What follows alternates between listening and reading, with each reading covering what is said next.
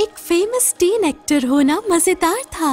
Red carpets, Hollywood parties और private jets, हर तरफ fans मेरा ऑटोग्राफ लेने के लिए। और मेरे पेरेंट्स भी सुपर सपोर्टिव थे, जब तक उन्हें मेरी किडनैपिंग के धमकी वाले कॉल्स आने शुरू नहीं हुए थे। मैं मिकेला का बहुत बड़ा फैन हूँ और मैं उसे पाना चाहता हूँ, फिर कोई भी उसे कभी नहीं देख पाएगा। फिर मेरी लाइफ हमेशा के लिए बदल गई जब मैं अपनी लेटेस्ट मूवी के सेट पर अपने पेरेंट्स, अपनी बड़ी बहन जैकी और उसके बॉयफ्रेंड ईथन के साथ थी, जो उसके पैरों की धूल चाटता था।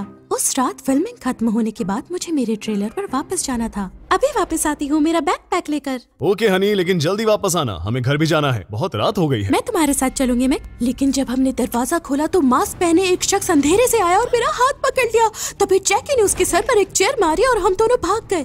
पुलिस आई, लेकिन उन्हें अटैकर का कुछ पता नहीं चला। जब हम घर पहुँचे तो फैमिली मीटिंग हुई।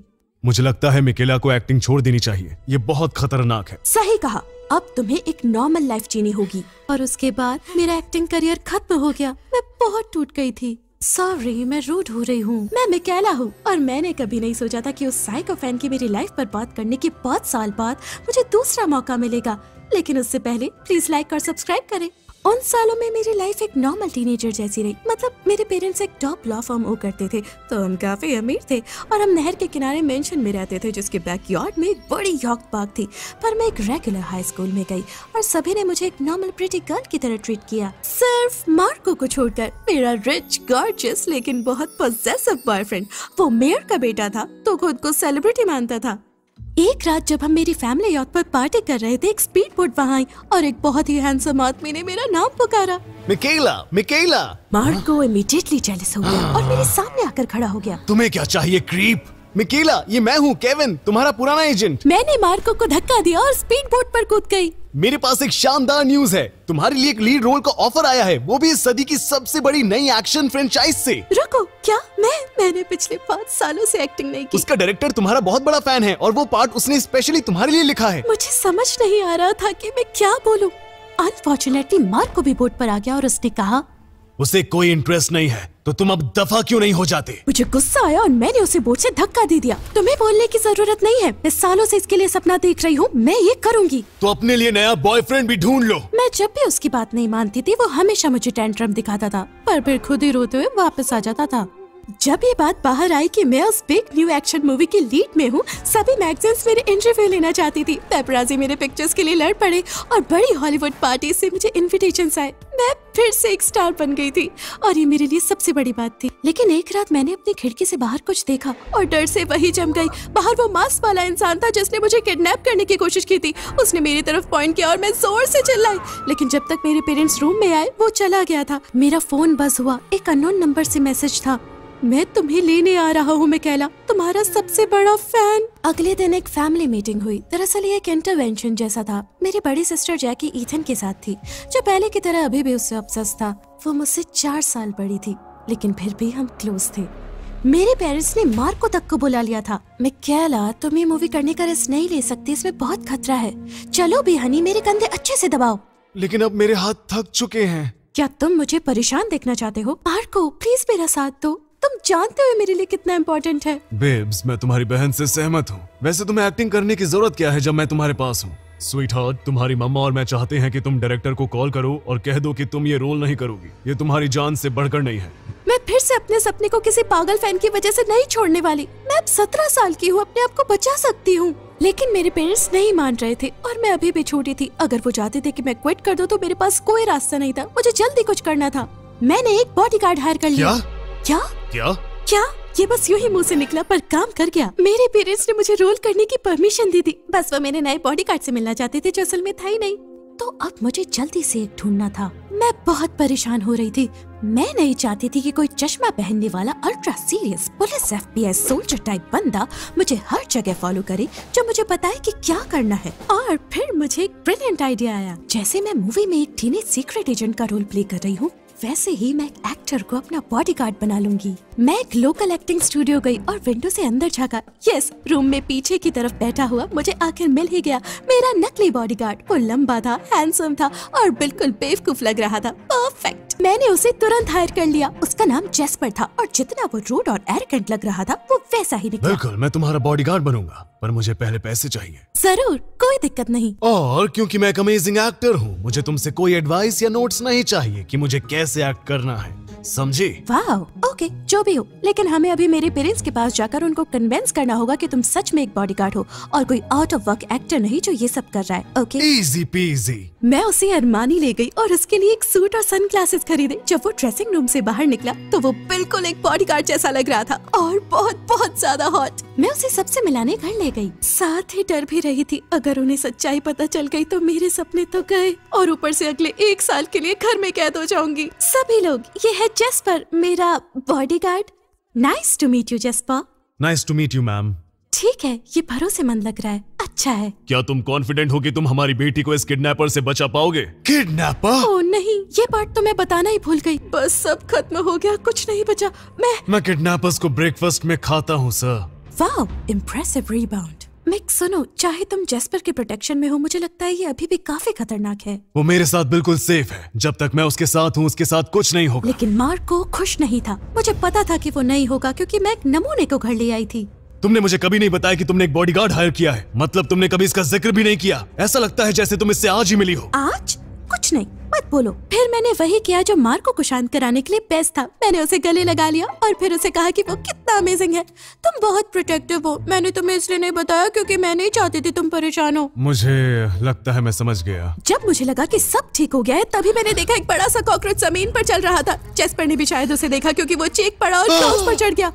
सब उसकी तरफ देख रहे थे, तभी मैंने सोचा कि उसकी कॉपी करने लगूं। ऐसा करने के लिए मुझे जेस्पर ने सिखाया था अगर कोई किडनैपर दिखाई दे तो इससे आसपास सब अलर्ट हो जाएंगे। गुड जॉब मिकेला, जैसे मैंने तुम्हें सिखाया था। सब ये बात मान गए थे सिर्फ मार्को को छोड़कर। वो बस जेस्पर को घूर रहा था जैसे कुछ गड़बड़ हो, जो कि ऑब्वियसली थी।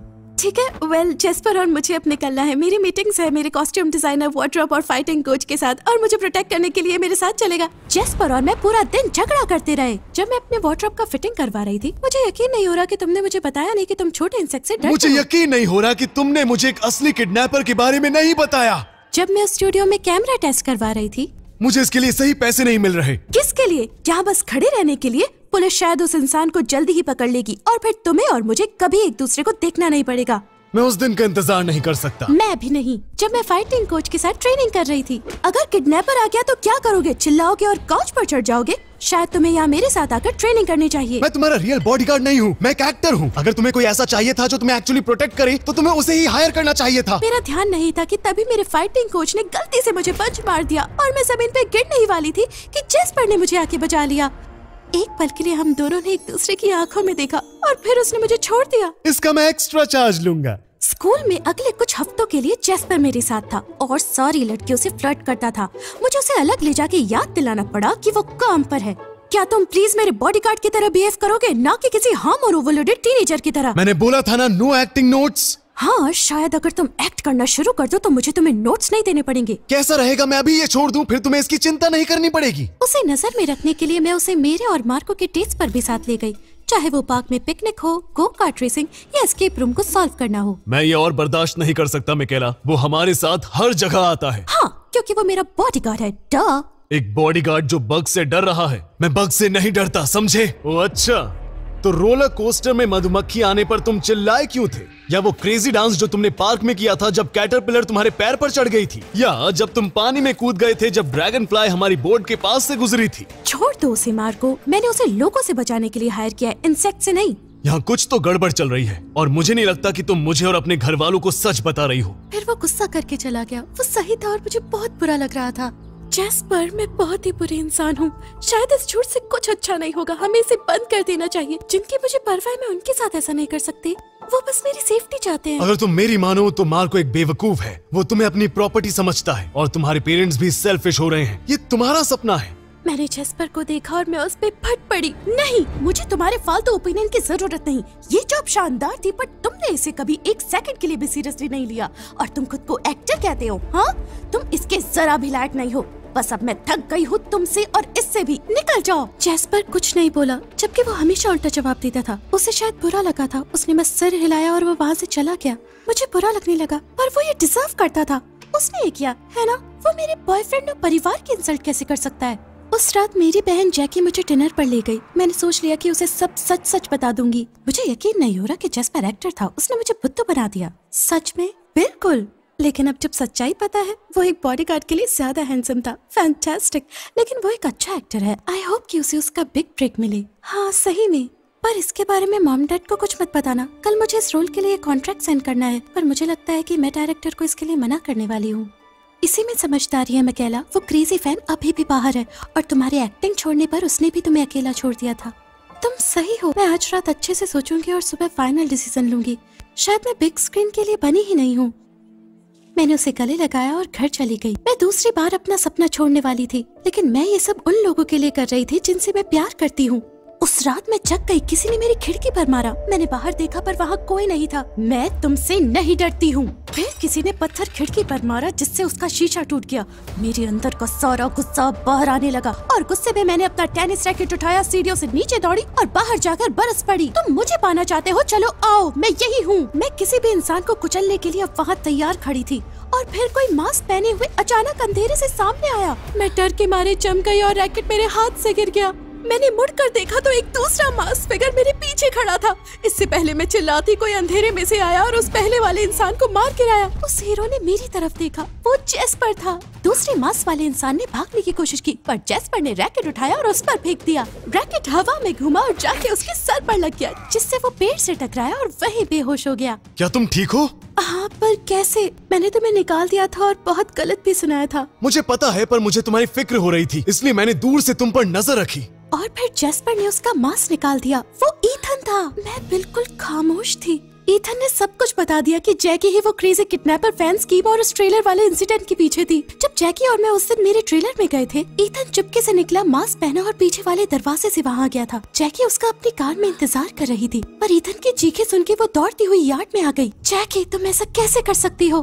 बचपन से ही सारा अटेंशन तुम्हें मिलता आ रहा है। मिकेला कितनी अमेजिंग है, मिकेला कितनी टैलेंटेड है, मिकेला कितनी ब्यूटीफुल है। किसी ने मुझे कभी नोटिस नहीं किया। मैं समझ सकती हूँ। क्या सही में? जिस दिन तुम सेट पर आई थी और इथन ने मेरा क्रेजी फैन बनने का नाटक किया था, उस दिन तुम्हारा 16वां बर्थडे था। किसी को याद तक नहीं था। उस दिन तुम्हारे लिए एक बड़ी पार्टी होनी चाहिए थी, लेकिन उसके बजाय तुम मेरे सेट पर थी, मेरी मूवी के लिए, और सब मेरे लिए सेलिब्रेट कर रहे थे। तुमसे तुम्हारा बचपन छीन लिया गया ताकि मैं अपना बचपन जी सकूं। तुम्हारा गुस्सा समझ सकती हूँ, मैं भी होती। क्या तुम मुझे माफ कर रही हो इतना सब कुछ होने के बाद भी? हाँ, तुम मेरी बड़ी बहन हो एंड आई लव यू। और फिर वो रो पड़ी और मुझे जोर से कस के गले लगा लिया। और तभी दूसरा इंसान अपने सर को पकड़ते हुए उठा। वो मार्को था। आउच! और हमेशा की तरह उसने मेरी माफी की उम्मीद रखी। कम ऑन बेब, तुमने जैकी को माफ कर दिया, तो मुझे भी माफ करना चाहिए। मुझे तुम्हें माफ करना चाहिए? हाँ, तुम्हें माफ करना चाहिए। मैं तुमसे प्यार करता हूँ, तुम्हें पता है। जैस्पर सही था। तुम मुझसे तब तक प्यार करते हो जब तक तुम मुझे कंट्रोल कर सको। और जब मैं मुड़ी तो मेरे पेरेंट्स वहाँ खड़े थे। हमें तुम दोनों से माफी मांगनी चाहिए मिकेला। जब हमने तुम्हें अपने सपनों को छोड़ने को कहा, शायद तुम्हें लगा होगा कि हम सेल्फिश हैं, लेकिन हम सिर्फ डरते थे। जैकी, हम मिकेला के करियर में इतने बिजी हो गए कि तुम्हें भूल ही गए। हमें माफ कर दो। उम्मीद है कि तुम हमें माफ करोगे। तुम्हें क्या लगता है जैकी? मुझे लगता है इन्हें माफ कर देना चाहिए। और फिर मैं अपने हीरो जैस्पर की तरफ मुड़ी। अब मेरी बारी है। क्या तुम? जैकी, और अपने पेरेंट्स को माफ करने के बाद मैं तुम्हें कैसे माफ नहीं करता? मैंने अपना कॉन्ट्रैक्ट साइन किया और अगले कुछ महीने अपने सबसे अमेजिंग को स्टार्स के साथ शूटिंग की। मैंने डायरेक्टर को कन्विंस किया कि वो जैस्पर का ऑडिशन ले और उसे जैस्पर पसंद आ गया। मूवी बहुत बड़ी हिट थी और जैस्पर और मैं हॉलीवुड के सबसे चहेते कपल बन गए। 3 सीक्वल्स और 5 साल बाद हमने शादी कर ली और जैकी मेरी मेड ऑफ ऑनर बनी।